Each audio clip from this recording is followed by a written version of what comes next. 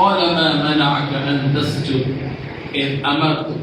جب حضرت آدم علیہ السلام کی پیدائش ہوئی اللہ تعالیٰ نے سب کو حکم دیا کہ سجدہ کرو آدم کا.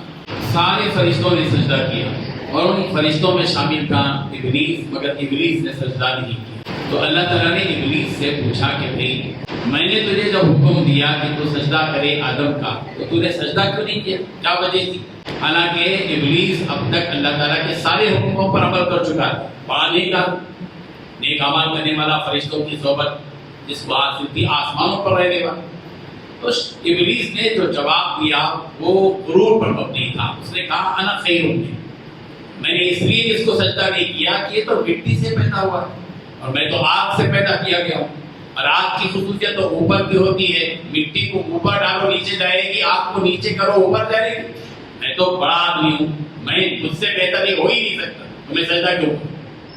تو ابلیس نے جب اللہ کے حکم کی تعمیل نہیں کی، غرور کیا، اللہ تبارک و تعالیٰ نے ہمیشہ کے لیے اس کو ملعون کر دیا. ایک طرف یہ واقعہ اور دوسری طرف حضرت آدم علیہ السلام کا معاملہ، لفظ ان سے ہو گئی. جس درخت سے کھانے سے منع کیا گیا تھا اسی درخت سے کھا لیا اور وہاں بھی ابلیسی کا حق تھا.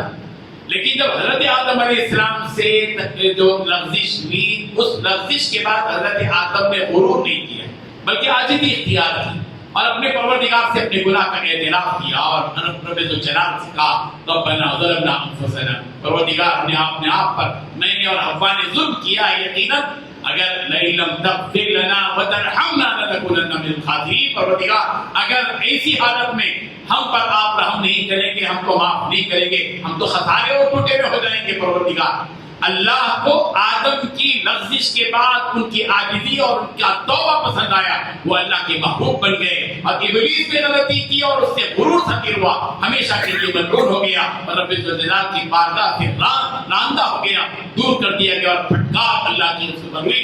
ہم سب کو سبق ملتا ہے ان دونوں واقعات سے کہ ہم شیطان کی روش نہیں بلکہ آدم کی روش اختیار کریں. اللہ ہم سب کو عمل کی توفیق بخشے.